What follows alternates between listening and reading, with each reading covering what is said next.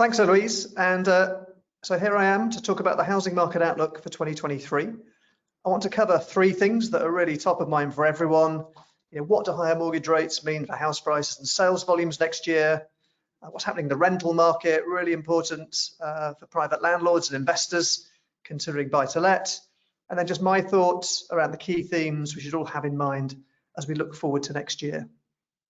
So the big talking point, obviously, is mortgage rates getting to 6.5% straight after the mini budget. You'll all be familiar with this chart. It's the average 5-year fixed rate at 75% loan to value. It was rising well before the mini budget. I say peaked at 6.5, maybe a little bit higher, but we think it's going to be. We're going to start early next year at less than 5% mortgage rates. Lenders are going to compete. The swap rate has come down. I don't think it's going to get necessarily to 4% at the end of next year, but it's 4.5%, 5% is a much better position than 6.5%. But obviously higher mortgage rates do dent buying power of households in the market. And this chart on the right-hand side shows what mortgage could you have afforded with a 2% mortgage rate on a typical 75% loan to value. And if you keep your mortgage repayments fixed, in this case at £825 a month, you increase the mortgage rates and people just can't take as big a mortgage, which means people in the face of higher mortgage rates either have to look for cheaper areas, put in more equity, allocate more income to mortgage repayments, but there's only so far high street lenders will let you do that. So it's really important that we could get to 4% mortgage rates, 4 to 5%, and not all of this hit to buying power will feed into house prices. It's going to be a smaller impact in property prices than what we show here, but it's clearly going to be the factor that influences the market next year. Now, Zoopla tracks demand for property. It's the number of consumers emailing or phoning up estate agents about specific properties. This is an index of demand on a rolling 7-day basis up until last week. And the purple line is demand over the course of this year. Started really strong. The 5-year average is 100, so anything above the line is strong demand above the 5-year average. Anything below is demand is weaker. You can see in that orange line the impact of that pandemic and the whole closure of the housing market had an impact back in early 2020. But demand is now starting to fall away, particularly after the mini budget. And so we've got demand down 45% year on year. The good news is that sales volumes are holding up a little bit better. They're only down 28%. So people with money or with a commitment to move are continuing to agree sales, but albeit at lower volumes. And it's anyone who is uncertain or unsure, or didn't have a mortgage arranged, has stepped out of the market and really waiting till where we are in January next year. Now, obviously there's a lot of forecasts around at the moment, talk of up to 10% house price falls. The big question is, even if rates fall down, how does this hit to buying power translate into property prices? Now, in really simple terms, what this chart shows you is the outputs of a model we run, which compares actual house prices to what we call sustainable house prices. Sustainable house prices are purely a function of disposable income, a certain amount of money paid to mortgage repayments, what's the average mortgage rate, which varies over time, and what's the average loan to value of a typical buyer. And what it shows you is there's an overvaluation in the late 1980s. There was an overvaluation of housing, as in current house prices at the time were over the sustainable benchmark, and then that unwound. And ever since the global financial crisis, the housing market has looked reasonably well priced. I think mortgage regulation and stress testing has kept house prices in check. But if you take mortgage rates from 2% to over 6%, it creates an on-paper overvaluation of a similar size to where we were in 2007. The interesting thing about 2007, I think a lot of people also are planning their forecasts for next year almost based on the 2007, 8, 9 experience. I think there's a lot of differences to then and now. Not least back then, there wasn't any credit or very limited credit, whereas actually, banks are well capitalized. They've got a lot more potential to lend next year than was the case in 2009-10. And so we think this on-paper overvaluation of housing caused by high mortgage rates can unwind by rates falling from 6.5% back towards 4%, if that's also accompanied by a 5% fall in prices. And that's how this overvaluation can unwind. So it's not a huge sort of shock to the housing market to make housing look more affordable. If mortgage rates were to stay at 6% for the whole of next year, then that little dotted line there would not fall back as quickly. and that will probably increase the risks of bigger falls. But we think a national fall of up to 10% is wide of the mark at the moment. We think house prices are going to fall by up to 5% is our central view. And look, this outlook for house prices varies locally all around the country. The map on the right-hand side shows average house price growth as at September on a year-on-year basis. All those red areas, we've got prices rising by nearly up to 10%. That's where the momentum in prices has been over the pandemic. Scotland is a far less volatile housing market, much steadier rates of growth. And then London, the southeast, affordability is acting as a drag on house price growth, but also activity. And we think higher mortgage rates are going to hit hardest in this south of England area because that's where affordability is already constrained. And so the map on the left-hand side has got the average income you need to buy an average priced home with a 75% mortgage, and assuming you take a 4.5 times income mortgage. So in the south of England there, London, in those red and orange areas, you need a household income of 60, 70, 80,000 pounds to buy just an average price property. You probably need a similar size deposit. So that's what's acting as a drag on volumes and house prices in those areas. Higher rates will compound that, meaning people need to put more equity in or look to move elsewhere to get better value for money. But in all those green areas, we think the impact of higher mortgage rates will be less. House price growth will definitely slow, but again, far less chance of seeing house price falls. And the all-important number for all of us, businesses operating in housing, whether it's estate agents, house builders, lenders, brokers, we need activity. We need people moving because movement drives demand for mortgage credit and creates that opportunity for business plans. And this chart here shows 50 years of housing transactions in millions. The long run average is there 1.2 million.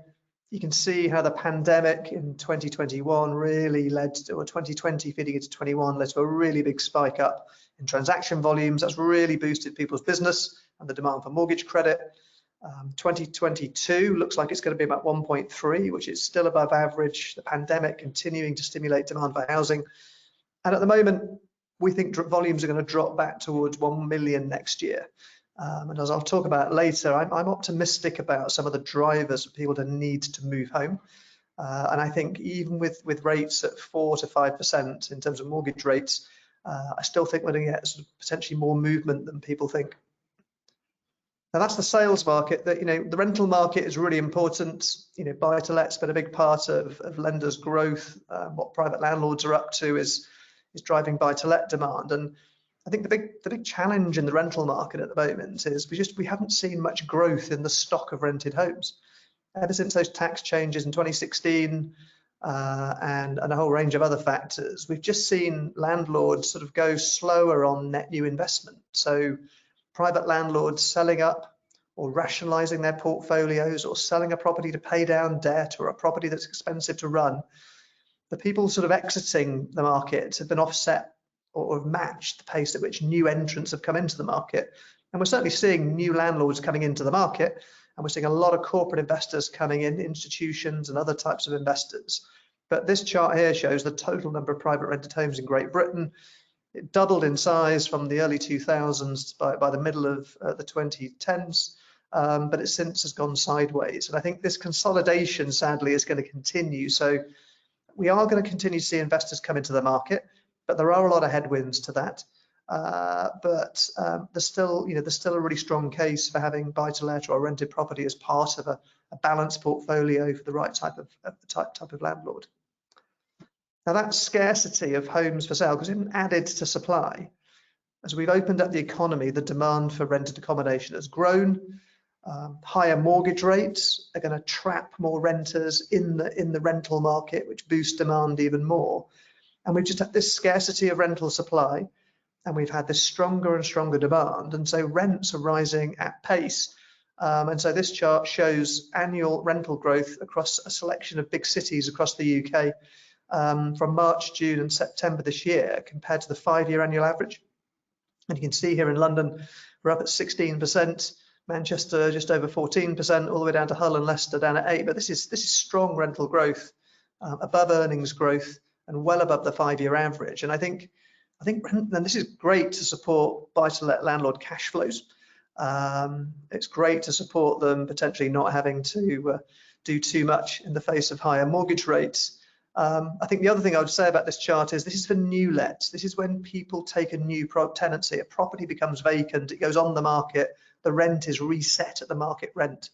The rental growth experience for existing renters who are in a tenancy is closer to sort of 2 to 3% basically. So that's also encouraging a lot of tenants to stay put and not move, which is adding to the supply problem. So look, the underlying story here is the cash flows from renting are going to be strong.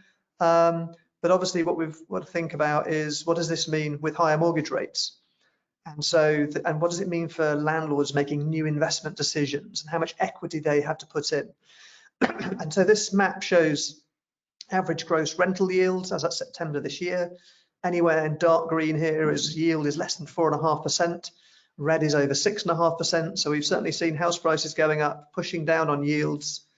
And what that means is if a new buy-to-let investor wants to buy a property and assuming, say, a 6% mortgage rate, either they're paying or the bank might be stressing them at, in all those green areas in broad terms, it means you need to be coming in with a maximum LTV of sort of 55 to 60%. You need to be putting in 45 or so, 40 to 45% of equity, which is a lot of money in the south of England, and that could act as a drag on the number of landlords who want to invest there. Conversely, in those orange and red areas, there's plenty of interest cover in terms of the ability to get a mortgage. So, you know, landlords can continue to come in with 70, 75% finance. So landlords chasing yields, wanting to maximize leverage are going in those red and orange areas. If you want to invest in those green areas, then you need to be coming in more equity, which could be a drag on demand. So I think in terms of looking ahead, three themes. I think we're going to see continued drivers pushing people to move home. You know, you've got working from home. You know, we did a survey earlier this year. If you think you're going to work from home more, you are 6 times more likely to move than if you don't think you're going to work from home more. We've got a big increase in retirement. Retirement's a big trigger to move. Cost of living pressures are going to add. I think a lot of people are going to start sort of reevaluating their home. Is it suitable for me? What's it cost to run? And I think, you know, the pace at which rents are going up, I think is going to keep pushing some renters who want to buy into buying potentially earlier than they might have planned. So I think all these factors are going to support turnover, which we do expect to fall. I think how homeowners have got to give up some of these pandemic price gains. You know, a lot of people made a lot of money out of their homes. For those who are already homeowners in the last 2 or 3 years, there is room for people to sort of still be able to move, but they're going to have to give up some of those gains. And I think this rental market consolidation is going to continue. And I think new investors are going to focus on cash flow rather than house price growth. And so what this means is of the outlook, we think house prices are going to drop by up to 5%, but those falls are going to be concentrated in the south of England. 1 million sales, but it could surprise on the upside. Let's see where mortgage rates go. I think rents will rise by 4 to 6% next year as this supply-demand imbalance keeps rents higher and supporting those cash flows. So that's all I need to cover. Thanks for listening and enjoy the rest of the conference.